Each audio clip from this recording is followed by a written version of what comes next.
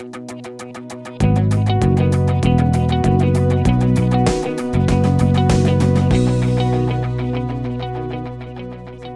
few weeks back, I got a phone call, and the phone call was from my doctor, and this is what I discovered in that moment.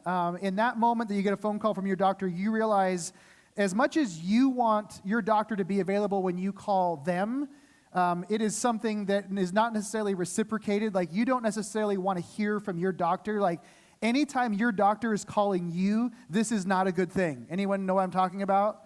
Yeah, exactly. So a few weeks back, it's a Monday morning, and normally I work Mondays, and so I was in early. It was actually, no one was really here at the office yet, and Nick was here. He was sitting with me in my office, and my phone rings, and I see that it's my doctor, and I answer it, and it was certainly one of those phone calls you don't necessarily want to have. We start talking, and he begins using terminology toward me, describing me that you never want to hear somebody use to describe you. He started using words like concern, and I don't like that. I don't want my doctor concerned for me. That's like, can we talk about something else, right? And then he went on, and he used words like troubling, and it looks like there may be, and those kinds of things. And eventually, we were talking about things that were going on inside of my cranium, inside of my head. Eventually, he used the word tumor and said, there are some things going on, and we definitely need, based on the tests we had already done, we need to continue doing some testing. And I hung up the phone, and Nick was obviously sitting there, and he looked at me, and as much as we joked back and forth, he looked at me and he said, what just happened? And I just looked at him and I said, I might have a brain tumor. And the next several hours were those several hours you spend Googling, what does it mean if I have a brain tumor, right? And so I'm on the Mayo Clinic side, I'm on the WebMD side, and pretty soon, I'm growing third appendages and all these other things, right? You do that, right? Like, you go online, you look this stuff up, and you go a little bit crazy. And so I started doing that. I started just obsessing, started looking at what was going on and thinking about it. And I'll say this, it doesn't matter who you are. It doesn't matter what circumstances you are in life. There's something that happens when somebody says those kinds of things to you that put life in real clear perspective. Do you know what I'm talking about? Some of you know this firsthand. You know that when somebody says things like this to you, suddenly life takes on a completely different shape. And this all happened. This all happened for me on a day in particular that I was actually leaving town and going to New York City. And so I get this phone call in the morning. Later in the afternoon, I've got to go get on a plane, fly to Seattle, make a connection, fly to New York, and spend a week essentially by myself dealing with what just has been announced to me. And so I did just that. I got the phone call and then really went, and later in the day found myself sitting in airport terminals thinking about what this could mean. And that particular day, my girls were singing in a choir concert at Ferris, and this is just a few weeks back, and I'm just like, man, what? I don't want to leave them. I want to be there. Things started shifting for me, and then I got on a plane, and I did what you never want to do, and that's really just sit alone for hours with strangers, right? So I'm sitting alone by myself on this plane all night long. I'm supposed to be sleeping. It was a red eye, and I had very red eyes by the time I got to New York because I didn't sleep a wink. And what happened in the whole mix of what was going on is I discovered something, and this is what I discovered in that day and then the couple of weeks that would follow that, and this is what it was. I discovered what really matters. That's what I discovered. What really matters. And if you want to ask the question, what really matters, ask somebody who's gotten a phone call from the doctor where they use that sort of terminology, because you find out really quickly. Ask somebody who gets on an airplane with a bunch of people and just listens, and you observe life and you hear the things that people are talking about, and you start to figure out what really matters based on what really doesn't matter. Like people waiting in line at ticket counters and getting all upset because they're going to miss a flight, that really doesn't matter, and you discover that really quickly. Kids staying quiet on a plane, as much as I would have loved it for my sleep, it really doesn't matter as much as the parents are concerned and worried about the disturbance their kids are making. The arguments you hear couples having on an airplane about their life and what they're doing, it really doesn't matter. Like where you're going on vacation in 6 months, none of it. You start listening and you realize none of this stuff really matters in the larger scheme of things. None of that really matters. You start to figure out what really does in those sorts of moments. And I want to just share this with you, so like to relieve the pressure, like pop the balloon in the room right now that exists. I got back from the trip from New York. We had our Easter services, went on spring break, was still kind of traveling, and then I got to do the whole MRI in the tube thing. How many of you have done this? Yeah, okay, so you guys can identify. Essentially, those of you that haven't done this before, the rest of us will tell you. They put you in the smallest tube humanly possible. It's like being shoved into a tube of toothpaste. They put you in this thing, they roll you in, and then they run jackhammer sounds over your head all day long, it seems like. Like for an hour, it's just constant jackhammering on your head. And at first, when I first went into this thing, I thought, I'm going to get a nap. Like, I love naps. Like, this is a nap, and like nobody's can say anything because I don't really have a choice. And then every time I would start to fall asleep, they would change the jackhammer sound to another jackhammer sound, and it would wake me up, and I was like, this sucks, okay? Now this really sucks. You're not letting me sleep. I might have a tumor. This whole thing's going on, right? I got the results back, and the nurse actually chuckled on the phone with me, and she said, there's nothing there. Like, there's nothing, as much as all the indications, and I can tell you some funny stories, as much as everything said there should be, there's nothing, and so instant relief, right? When this happened, I was at the office when I got that phone call, and most of the people in my life did not know this was going on. In fact, one of my daughters found out about this during the first service while she was listening, and she's like, thanks, Dad, for letting me know. And I was like, I thought I kind of hinted at some things, But I went and I told some members of our staff, and that day we were doing a staff lunch thing, and we went to go get pizza, and we're sitting over pizza, and one of my very wise friends, while everyone's talking and bantering and kind of just joking around, and I was kind of dealing with all the euphoria that you feel when you realize you're not dying, at least not yet. I'm going to eventually. It's inevitable, but not in this moment. Once you realize that, and it was kind of like wearing off, and then my friend, she was sitting next to me, and she looked at me, and she goes, hey, I'm really curious, how did your perspective change when you thought that this was a reality? And I just went,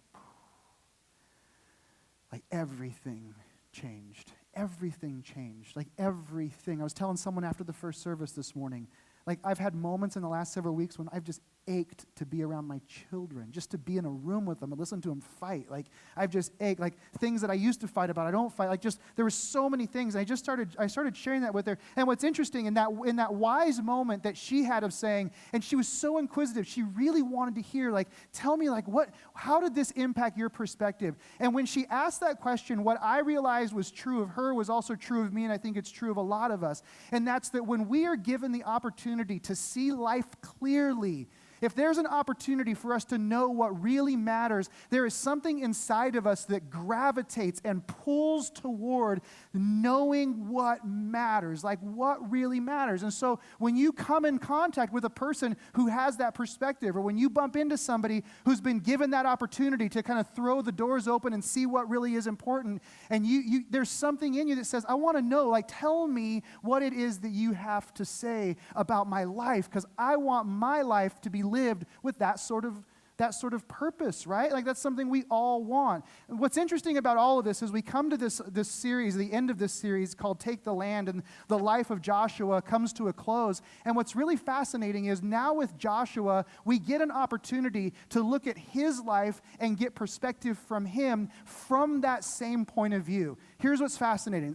As much as you would like the book of Joshua to end with Joshua kind of riding off into the sunset and the end sign dropping down and everybody goes home happy, the book of Joshua actually ends with the death of Joshua. That's where the whole thing comes to a close, is Joshua dies, and it's a very real thing that takes place. And in the middle of this, what we see is Joshua, this guy who has led the people of Israel, and even in this series has led us in many ways to understand the importance of life and what matters and what we should be pursuing in our life. We get an opportunity to see him now talk and speak with this wealth of knowledge that says, my life is about to come to an end. What really matters? And so he does exactly that. And it's an unbelievable statement that he makes. So if you have your Bible, I want you to open up to Joshua chapter 23.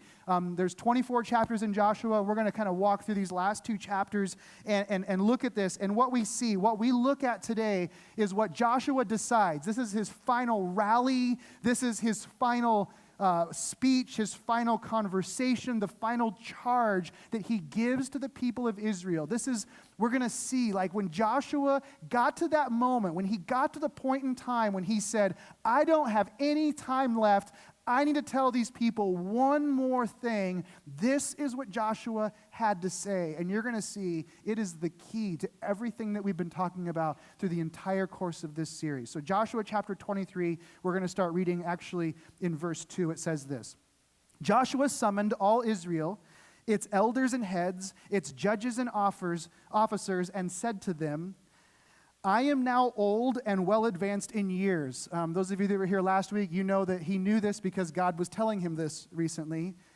Also, I think like he was coming to this realization.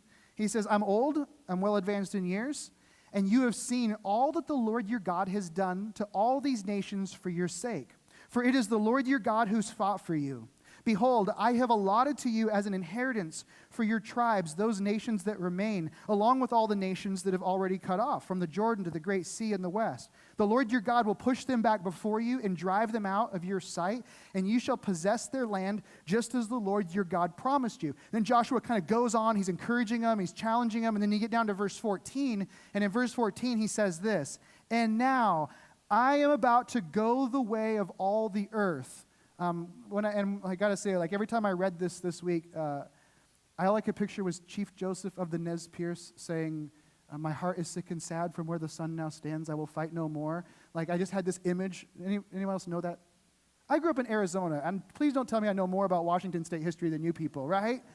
Come on. So anyways, I just kept thinking about that. I am about to go the way of the earth, is what Joshua says. And he says, you know in your hearts and your souls, all of you, that not one word, he says, I want you to know this, like I'm about to go, I'm about to be done, but I want to remind you that not one word has failed of all of the good things that the Lord your God promised concerning you. Like everything that God promised you, all have come to pass for you, and not one of them has failed.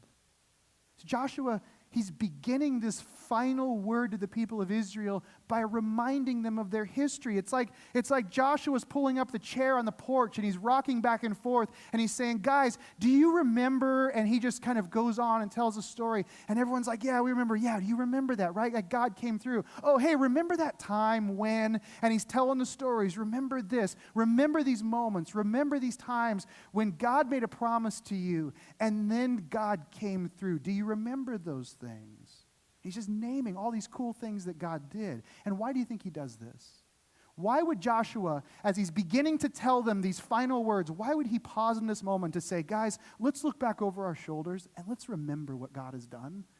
Why would he do this?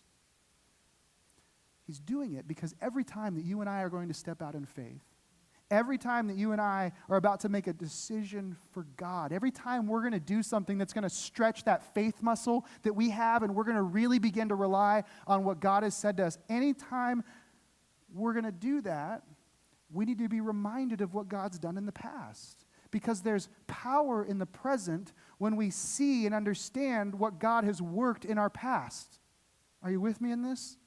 Like there's power in our present when we understand the way that God has worked in our past. There's something that happens in the present tense when we can look back on our situation and we can say, I can see God working in the past, and because I see God working in the past, I now have the ability, I have the power, I have the strength, I even have the faith to do things now in the present. Like maybe you look back in your life and you say, there are these days, maybe for some of you there was like one particular moment, or maybe there's like a lot of these kinds of moments where you look back on your story and you say you came to a crossroad, and at that crossroad there was a choice that was going to need to be made. Like there was that moment where you said, I've got to do this thing, and there was a hard choice in it. Like you knew, like the thing that God wants me to do, it is not the easy way, it's not the way that's going to get pats on the back, it's not the way that I'm going to make more money, but it's the way that I think God wants me to go. And you make that decision, and when you make that decision, what you discover is God's faithfulness. When you look back on those those moments and you go, man, I remember how anxious I was. I remember how insecure I was. I remember not knowing if I could trust God. When you look back and you see that you following God was met with His faithfulness in your life, that gives you strength and power for now. That means now in this moment, when you come to this crossroad, you say, God, I think I can trust you because of what you've done in the past. Sometimes it's not even that. Sometimes it's not even that there was some sort of decision and that we even had a part of it. Sometimes we can look back in our life and there's just like a blender of chaos, right? Like you look back and you see that there were these seasons or these times when things were absolutely chaotic. They were a mess. And all of a sudden, like as you look back on that, you see that there was a new relationship that cropped up in the middle of it. Like somebody suddenly entered the chapter that you were in your life and they started walking along life with you. And you look back and you go, man, I don't know if I could have made it if it wasn't for that person who mysteriously showed up. Or maybe you ended up moving and you left the town you were living in, or you left the job you were working in, and you look back and go, man, I remember that being so crazy, and I didn't want to move, and I had to move, and I did, and now I look back and I can see, right? Or I can see that change in the job and how I thought I was going to be there the rest of my life, but now I know. Like we have those moments where maybe we didn't even decide anything, but we look back and we see the hand of God working. In all of those moments when we see God's faithfulness, we have power in the present. We have power in these moments. Like there is something about looking back and seeing God at work that gives us strength. Like we made that hard choice or He brought us through. That's why we use the phrase looking back. How many of you have said this? You've said, well, looking back, it all makes sense. Right? Like, raise your hand if you've ever said that. Looking back now, it all makes sense. We say that, and what we're acknowledging in that is, looking back, God did something through those circumstances, and now it all makes sense. Maybe it didn't at the time, but because it didn't at the time, it means it doesn't have to make sense now in order for me to experience God in this moment. There's power in the present when we see God working in the past. That's why Joshua starts this way. And the present for Israel, the present circumstances that they're facing, this is certainly a time in which they need to see God's faithfulness in the past. Like Joshua is going the way of the earth. You wonder if that flew. Did anybody go, wait, Joshua, what are you doing? Nobody, he says this, right? You're going the way of the earth. And then you think about what that would have done in everybody. Wait a second, Joshua, you've led us every step of the way. Yeah, we followed God, but we followed God through you. You're the one that's been God's voice. You've been the beacon. You've been the one that's been guiding us so that we could follow God. And now you're telling us you're going the way of the earth? If that means what I think it means, this is a moment in which we should be fairly nervous. This could be pandemonium, right? This could be nervous. Basically, they're looking at this and saying, what are we going to do, right? We had Moses, we had Joshua, and now you're leaving us? What are we going to do? Whenever we ask, what am I going to do? When that question starts to stir and come out of our mouth, that is a paralyzing question that identifies the conundrum that we find ourselves in. Whenever we say, I don't know what I'm going to do, whenever we say, man, what am I supposed, whenever we start asking those questions, what that reveals is that you and I have entered into a situation or a scenario where the way or the direction that we have in front of us is not clear. I don't know what I'm supposed to do. And that can paralyze us. We ask because we don't know, what's going to happen in this? And so this comes up in our life. There are moments when the bottom just falls out of our life, right? Somebody leaves or somebody bails, and maybe it's a spouse, or maybe it's a business partner, or maybe it's someone in your family, and they just leave, and it's just this pain. There's this sense of what am I going to do now? What am I going to do now that they're gone? What is my life going to look like? How do I live my life in a chapter that I never would have written for myself? What do I do in this? What do I do when there's not enough money? What am I going to do when there isn't enough finances to resolve whatever issues in front of me? What am I going to do? There's a tension in that. Or maybe there's a moment in which money can't solve it. What if you can throw all kinds of money at something, and no matter how much money you throw at it, it doesn't seem to resolve it? What do I do when? What do I do in these moments? See, these things come up. We have phone calls from doctors. We have letters that arrive in the mail. We have moments of panic. There's sadness that we suddenly feel, and the sadness doesn't go away. There's a darkness that comes over us, and we can never seem to see the light of day. What do we do in these moments when it isn't clear? What do you do when you're bored? What do you do when you're just questioning the meaning of your life? What do you do in these moments? See, as much as we like to look at Israel and say that was their circumstance, this is our circumstance. And we're the ones that say, in the same way that Israel is, what am I going to do? And Joshua has an answer. Here's what you're going to do. Here's what you need to know. Here is what you need to understand. We've looked at your past. You know God's been faithful. Now this is what you and I need to do when we hit that crossroad and we don't know. He starts in a very interesting place. In chapter 24, Joshua says this to all the people. Verse 2. Thus says the Lord, the God of Israel. This is really interesting how he does this. Long ago, your fathers lived beyond the Euphrates. Terah, the father of Abraham and Nahor, they served other gods. Then I took your father Abraham, who had many sons. And many sons had Father Abraham. Thank you. A couple of you went to Sunday school as children. I just wanted to make sure you're all awake, right? That's a song we hope stays in Sunday school, right? So then I took your father Abraham from beyond the river, and I led him through all the land of Canaan and made his offspring many. Really interesting thing. Here's what you need to do. You don't know what to do with your life. Here's the last thing I want you to understand. He starts by saying, you remember Abraham? Father Abraham, he started off in this land called Ur. And it's really interesting that Joshua starts this. He starts by saying, Abraham started by living, like his story began in a land where people worshiped a variety of gods, one of them being the moon god.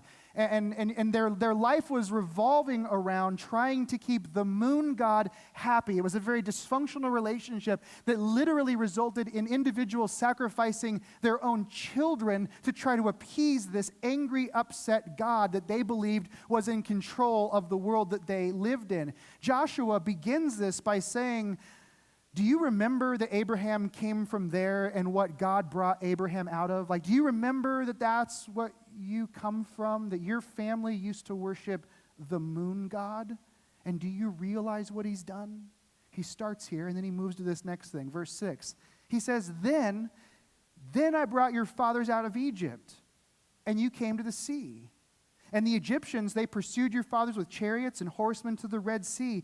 And when they cried to the Lord, he put darkness between you and the Egyptians and made the sea come upon them and cover them. And your eyes saw what I did in Egypt.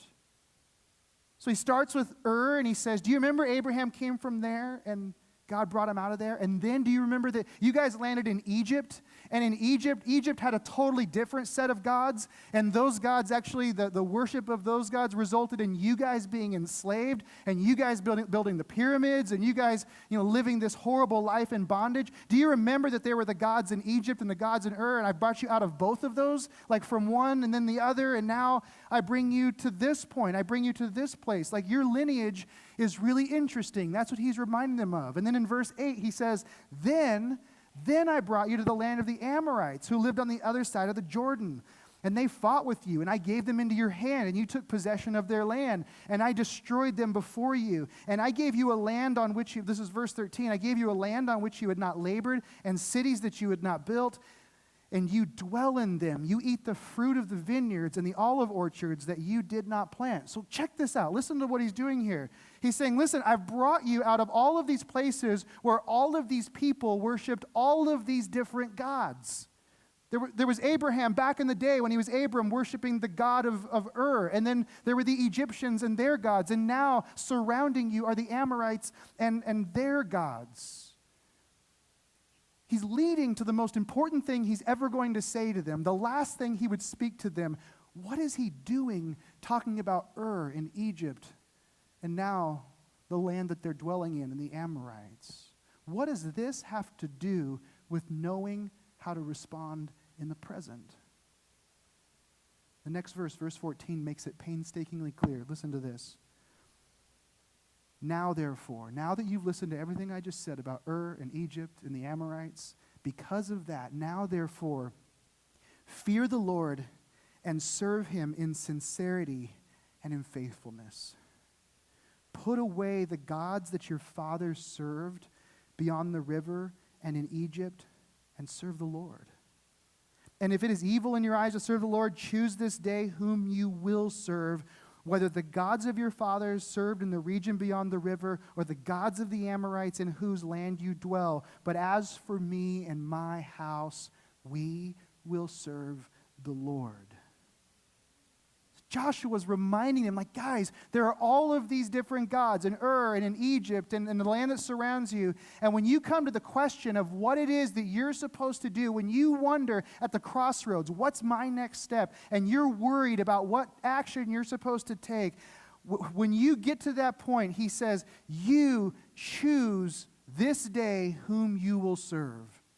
You choose. If you want to know what decision you're supposed to make, it begins with you understanding who it is, what kind of God it is, where this God comes from, and what he's told you. Like it starts there. What has this God said to you, and who is he? Choose this day whom you will serve. Choose.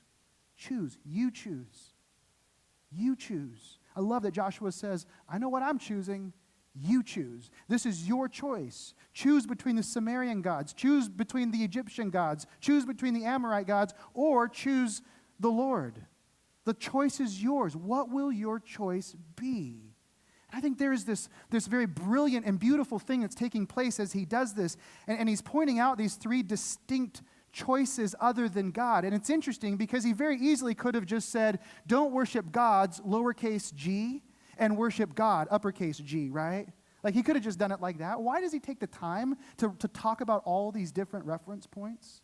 Could it be that Joshua was pointing to realities that existed then and realities that exist today? There's something fascinating in this. Think about what this means. When he talks about Ur, what's he referencing? He's referencing the family of origin from which the people of Israel come from. He's saying, I want you to look back at your past, and I want you to remember where you came from. And what he's acknowledging is that all of us, every single person that was in Israel and every single person today, all of us have lineage. All of us have DNA. All of us have genetics that have been passed to us. All of us have values that are part of the home that we grew up in. All of us have priorities that are things that our parents ingrained in us. Some of those things good, some of those things bad. But all of us have this household that we come from. And sometimes that household that we come from, sometimes our past, sometimes our old nationality, sometimes our old way of thinking, sometimes our old sociology, whatever it is, this place that we come from, this place that we draw our roots from can become so strong and so powerful that it overrides everything that God wants to do in our life. We carry with us, whether we like it or not, the old gods of our parents, the old gods of future generations. We can drag those things into our present. He mentions, Joshua looks and says, listen, I want you to acknowledge the fact that you come from a place like Ur. What are you going to do with the gods that your fathers worshipped? Or Egypt. What is Egypt? Egypt represents their slavery. And how do we worship? We worship with our resources, with our time, with our energy, with our money. Think about all the things that we give ourselves to, that we find ourselves in bondage to.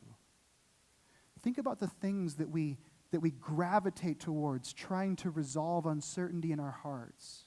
Trying to feel secure, trying to numb pain, trying to just enjoy a little bit of life, whatever it is. Think about those things that we're given to, that we run to, that end up putting us in bondage and enslaving us.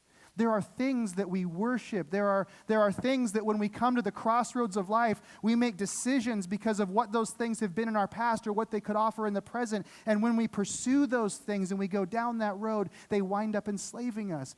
Joshua is pointing these things out. Yeah, there's things from your past and your family, and then there are things from your past and your behavior. There's things that you've chosen that can enslave you.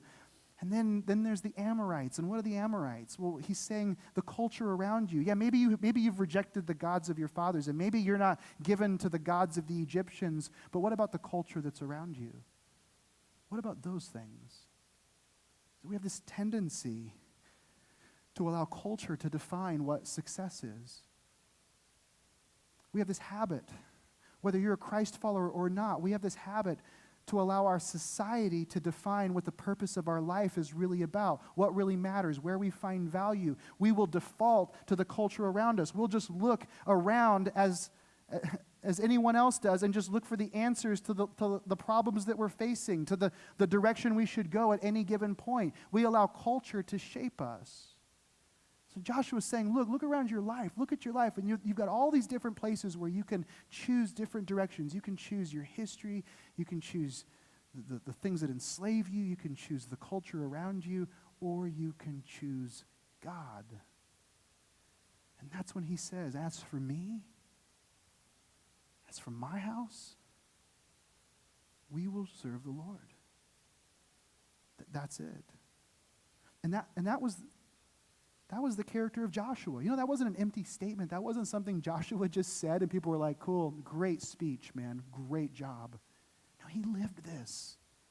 Like Joshua lived this. He chose, and he chose, and he chose, and he chose. Like over and over again, you look back at the life of Joshua, and you see him making this statement at the end of his life. It was not the first time he had ever decided to serve the Lord. It was a statement that encompassed all of his life and the decisions that he made. When Joshua faced a crossroad, when he faced a decision, when there was a tension in his life, he chose. And it was a lifetime of choices. It was a lifetime of crossroads. And time again, when faced with the option, which will I choose, Joshua chose the Lord. That's what this is all about. And now he looks at Israel and he looks at us and he says, the choice is yours. It's your choice. This is your decision. This is your opportunity. And if you look at the book of Joshua and you were to walk through everything that we've looked at in all of these stories, you'll notice that there is this thread that runs through all of these encounters, and it is the thread of personal responsibility or personal choice. All of us have the opportunity. All of us have this moment in which we get to choose the direction of our lives. You look at Joshua, he had to choose. Very beginning of the book opens up with Joshua choosing which direction he would go. If you look at Rahab the prostitute, she chooses, she makes a decision, and out of that decision there are implications, not just for her, but for her family. The people of Israel, they had to choose time and time again whether or not they would trust God. They had to make the choice. Achan chose. He made the wrong choice. We looked at that. But he still had the responsibility to choose. Caleb chose. There are stories we haven't looked at in this. And time again, you see this thread that you and I have the responsibility to make decisions for ourselves.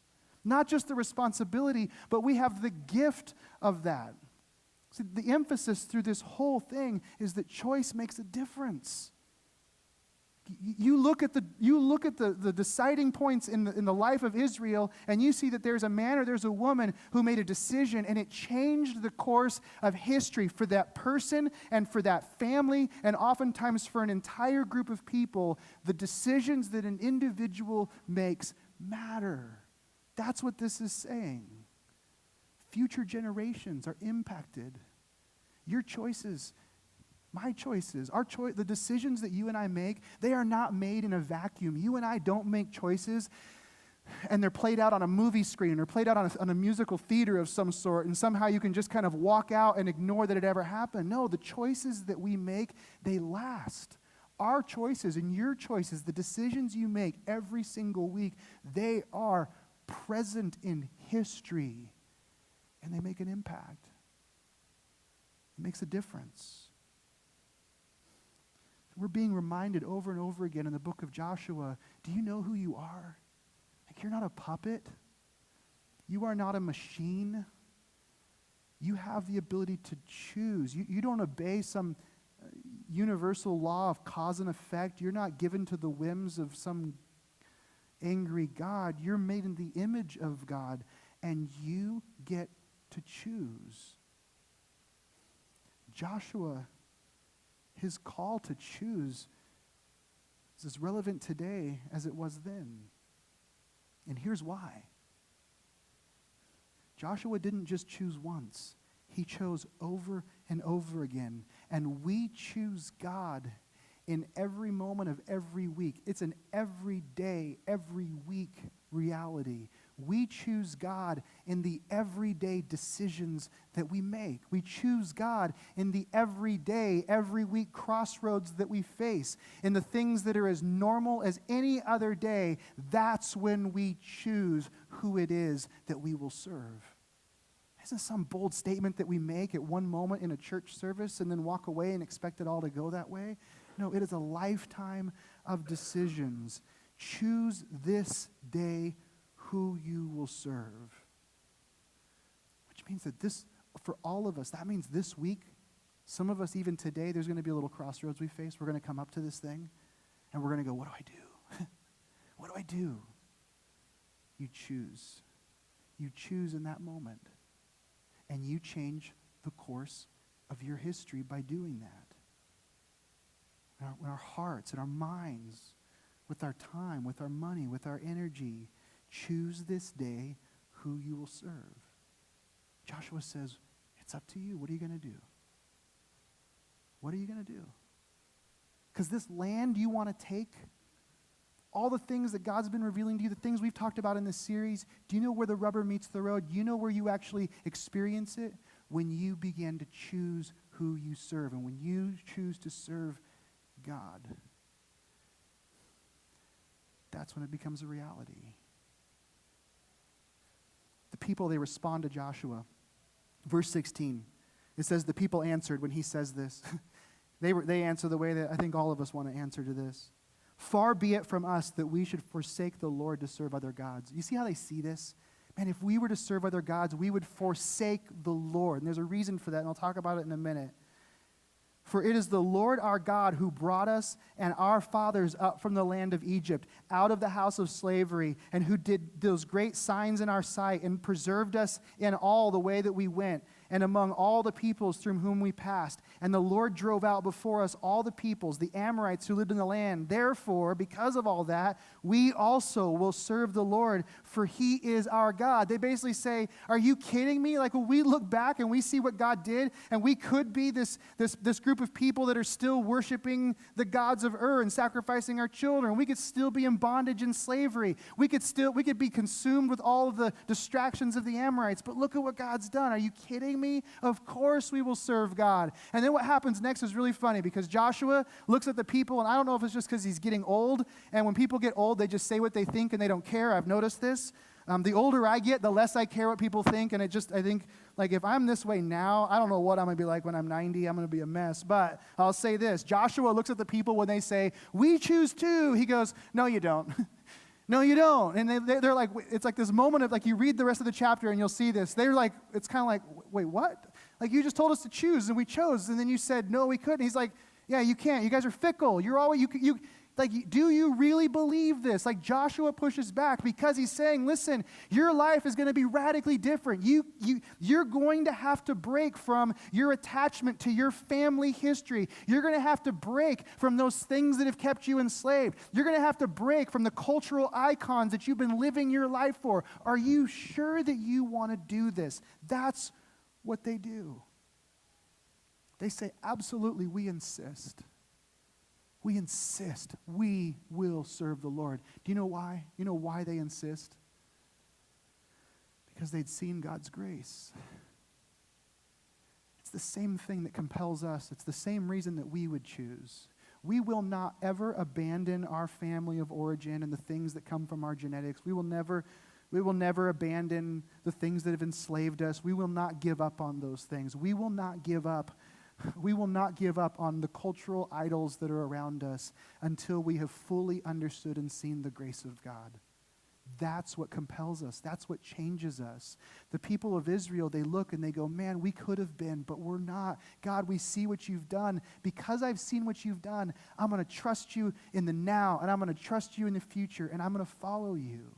And when you and I do this same thing, when we come face to face with the reality of our brokenness, when we understand where we could be, when we look at our story and we see that God's hand has entered into our circumstances and he has lifted us out and he has brought us to where we are today, maybe you're not satisfied with today, that's fine, but you know it's better than where you could be, right? When you see that, when you acknowledge God's hand, when you see his grace, when something resonates inside of you that you understand your brokenness and at the same time time you can conceive of God's love for you because of what he's shown you, when you see that love, when you talk about what Nick was talking about and you experience his grace, there's something that wells up inside of you and you say, God, I'm going to trust you with my life. I choose this day to serve you.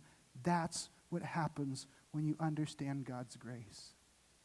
And the only way it happens is if you understand God's grace. He loves you in your mess and has been lifting you out of it for years. So the people, they respond, and Joshua makes this covenant with them. It's really interesting. In verse 22, it says, Then Joshua said to the people, you're a witness against yourselves that you have chosen the Lord to serve him. Like he's saying, listen, you've said it, and now you get to live it. Like, do you believe it? Here we go. And they said, we are witnesses. And he said, then put away the foreign gods that are among you. Do you realize what's happening in this moment? He's calling them out. Like this isn't something that's like just a possibility. He's saying, no, the foreign gods that are among you, you guys worship this stuff. That's what he's saying. Put away the foreign gods that are among you and incline your heart to the Lord. Listen to the Lord, the God of Israel. And the people said to Joshua, the Lord our God we will serve, and his voice we will obey. His voice, not the culture, not the slavery, not the history. His voice is what I'll obey. And he made a covenant with the people that day and put in place statutes and rules for them at Shechem.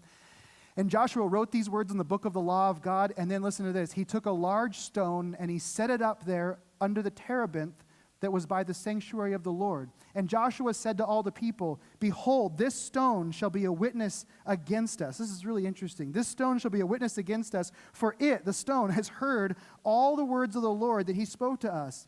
Therefore, it shall be a witness against you, lest you deal falsely with your God. And then verse 28 says, so Joshua sent the people away. Last thing. Everyone to his inheritance.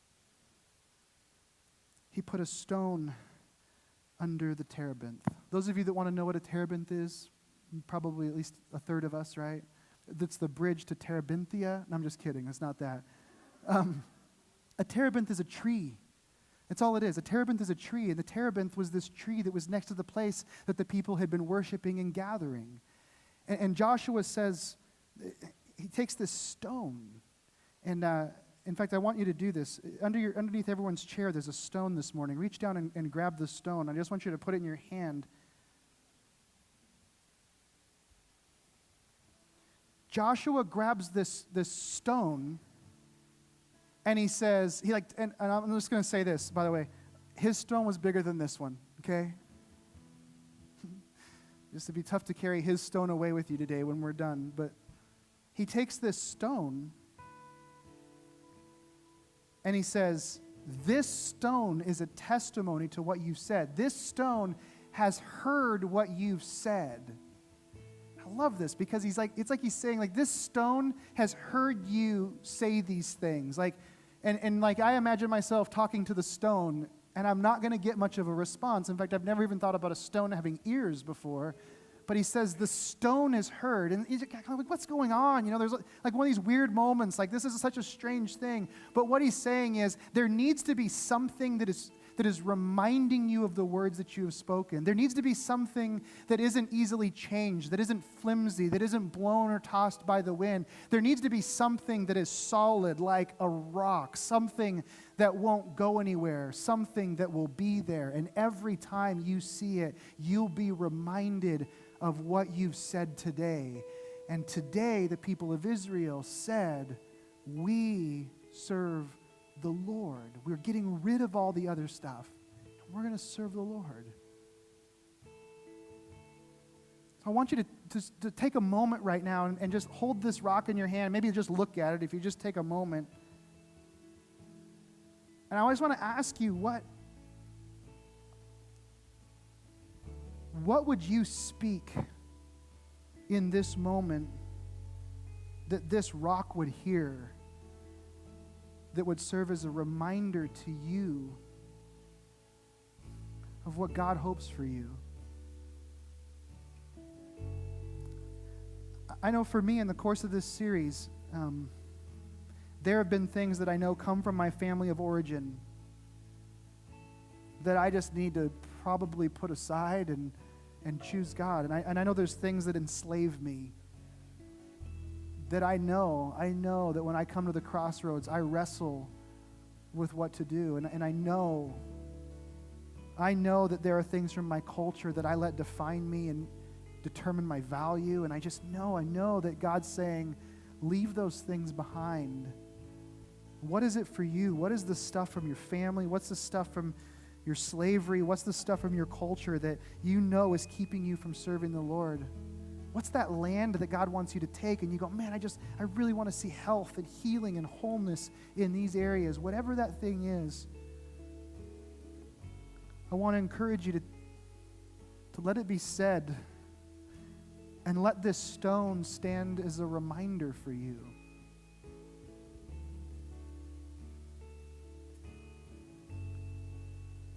I don't expect that you take this with you and hold on to it the rest of your life. Maybe you would. My luck is somebody would find it in the house and throw it in the garden. Like, where'd my stone go? But this is what I do want to encourage you with. I want to encourage you to take this stone this week, put it in your pocket, put it on your dresser, put it on your counter in your bathroom, put it on your office at work. You know what? If you want to do all those things, take it with you, make it your pet rock. I don't care what you do with it. But I want you to take it with you this week. Because here's what I believe. I believe if you lived 1 week of your life, if you took 1 week of your life and you started to live by that sort of commitment, that sort of decision, if you started taking all of the momentary choices, all of the momentary crossroads, all of those little things that are going to happen in your work week, in your home, or wherever you are this week, if you just stopped and you just held this stone in your hand and said, I choose to serve the Lord, what I believe is you would experience a transformation in a week's time like you would never imagine. How do I know this? Because I've lived it.